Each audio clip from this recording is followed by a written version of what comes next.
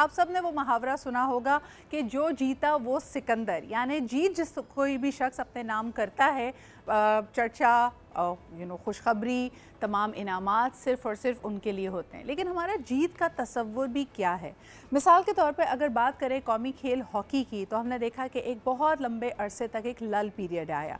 सिर्फ़ और सिर्फ अगर ओलंपिक्स में नज़र डालते हैं तो सबसे ज़्यादा पाकिस्तान को मेडल्स अपने कौमी खेल यानी हॉकी के लिए ही मिले, लेकिन वो ग्लोरी पीरियड की बात थी। आज की बात की जाए तो हमारे सामने सिनारियो बहुत ही मुख्तलिफ है, लेकिन फिर भी बताएं आपको कि एशियन हॉकी चैम्पियनशिप्स ट्रॉफी में पाकिस्तान ने तीसरी पोजीशन अपने नाम की, साउथ अफ्रीका को 5-2 के मार्जिन से हराकर। सुफियान खान, हन्नान शाहिद दोनों ने स्कोर किए 2-2 गोल्स और पाकिस्तान की इस ज़बरदस्त विक्ट्री का सबब बने।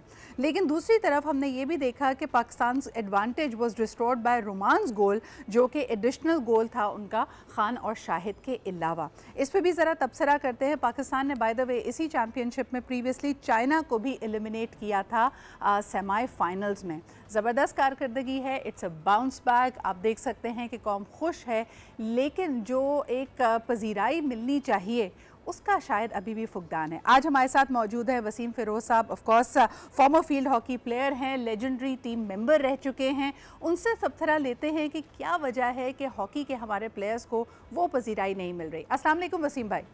अस्सलाम वालेकुम सलाम।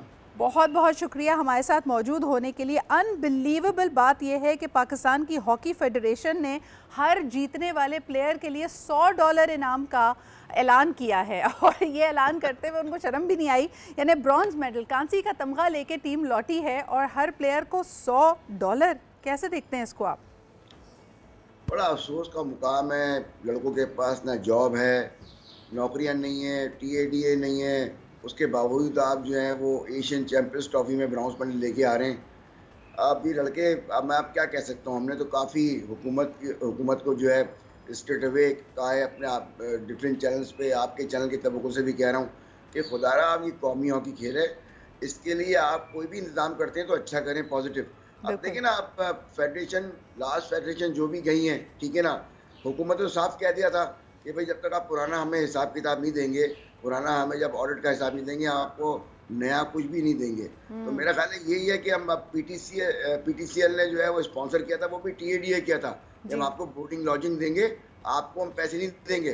तो फेडरेशन के पास जो पैसे आते हैं वो आप खुद कर लेते हैं, पैसा खुद ही अपने अकाउंट में डाल लेते हैं, बच्चों को नहीं देंगे तो कैसे खेलेंगे बच्चे? वसीम भाई, पूरे इतने सालों में जो बदहाली का हम शिकार हैं, कौमी खेल के जितने कौमी ग्राउंड्स थे, स्टेडियम थे, हॉकी स्टेडियम, वहाँ पे भी हम देखते हैं कि ये ज़मीन हड़प ली गई है, इसमें माफिया बैठा हुआ है, लैंड माफिया मौजूद है।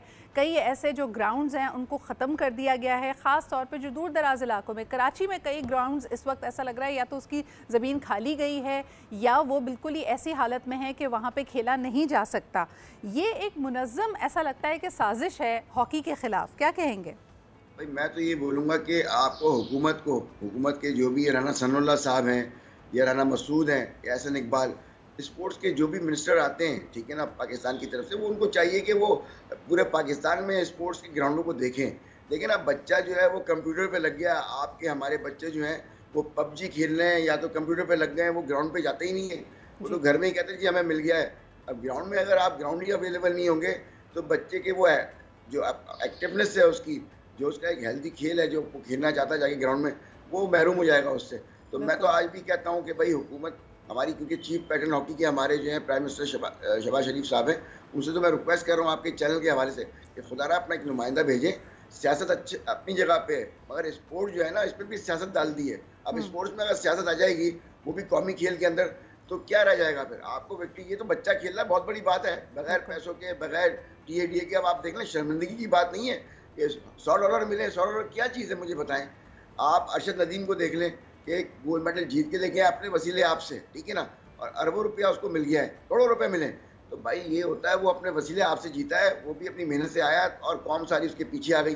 बात ये है कि देखें, लड़का खेलेगा ग्राउंड के अंदर तो वसीम भाई, इस वक्त जो मोराल है सुफियान खान, हन्नान शाहिद और इसके अलावा रुमान का, यानी इन्होंने 5 गोल किए, कोई यानी कम बात नहीं है। साउथ कोरिया जैसी टीम को हराया है, इनका क्या मोराल है इस तरह जब खबर आ रही है कि इनको सिर्फ $100 मिलेंगे इसके ऊपर? मैं आपको बता रहा हूँ, बहुत बड़ी बात है, बच्चों के पास पैसे नहीं है, नौकरियां नहीं है, जॉब नहीं है, उसके बावजूद वो ग्रीन शर्ट के लिए जो है फाइट कर रहे हैं। इससे बड़ी बात क्या होगी? अब बिल्कुल। मोरल, अब आपके 2 गोल सुफियान ने किए या 2 गोल अदनान शाहिद ने किए, ये बच्चे हैं जो हमारे निकाले में हमने सिलेक्ट किया था इनको 2017 से 18 में, 2017-18 में हमने इनको सिलेक्ट किया था बच्चों को। आज तैयार हो गए हैं, मगर तैयारी कब तक रखेंगे? अब ये भी डिसाइड हो जाएंगे तो फिर बैठ जाएंगे घर में जाके। अब अगर बाहर लीगें नहीं मिलेंगी और फेडरेशन इन पे हाथ नहीं रखेगी या हुकूमत से बात नहीं करेगी कि हमारे बच्चों के पास, अभी एक प्राइम मिनिस्टर साहब ने हमें बुलाया था जी। 4 महीने पहले, हमें दावत दी थी इस्लामाबाद, और उसमें ये कहा था, राना मसूद भी बैठे हुए थे, और एहसन इकबाल साहब भी बैठे हुए थे, शहबाज शरीफ साहब ने कहा था जी हम नोटिफिकेशन निकालेंगे और बच्चों को जॉब्स देंगे। हमें याद है कि लास्ट 4 महीने पहले अजलान शाह में टीम गई थी, वहाँ पे हार गई थी जापान से 20 स्ट्रोक पे। उसके बाद फिर पोलैंड गई थी, मतलब वो 3 टूर होके आ गए और वो अभी तक वादे दावे जो है पूरे नहीं हुए। लेकिन सर मुझे बताएं कि जो हमारी अंडरस्टैंडिंग है वज़ीर आज़म साहब के विजन में, उनके एजेंडा में खिलाड़ियों की फलाह, उनकी वेलफेयर, उनके लिए इस तरह के इक़दामात करना, उनकी तैयारी और उनको मोटिवेट करना, तो it's very high on the agenda. यही उनकी टीम बार बार कम्युनिकेट करती है, उनके अपने स्टेटमेंट से भी लगता है। तो किस तरह फेडरेशन इन वादों को हकीकत में तब्दील कर सकती है?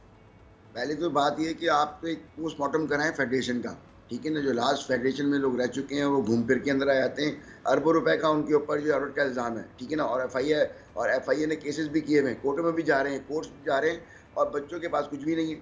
अब फेडरेशन को अब जब हुकूमत पैसा देती है, ठीक है ना, गवर्नमेंट पैसा देती है, तो अपना एक नुमाइंदा भेजें कि वो चेक एंड बैलेंस रखे कि आया कि ये ऑडिट, ये जो पैसा है ये सही जगह जा रहा है ही जा रहा है, ये पैसा बच्चों को मिलना ही नहीं मिल रहा। अब अगर सेक्रेटरी और सदर खा जाएंगे पैसा अरबों रुपए और उनका कोई इंतजाम नहीं होगा, तो हॉकी का ये अंजाम होगा जो आपके सामने है। तो मैं यही बोलूँगा, देखिए अब ये तो विक्ट्री जो अभी आपको मिल गई है, ये भी आप मैं कहता हूँ आफरीन है इन लड़कों के ऊपर कि ये विक्ट्री लेके आ गए, ब्रॉन्ज मेडल मिल गया इनको। वरना तो आपको बताऊँ, मैं तो बिल्कुल ही सोचा था कि शायद ये 5 में छठे आएंगे।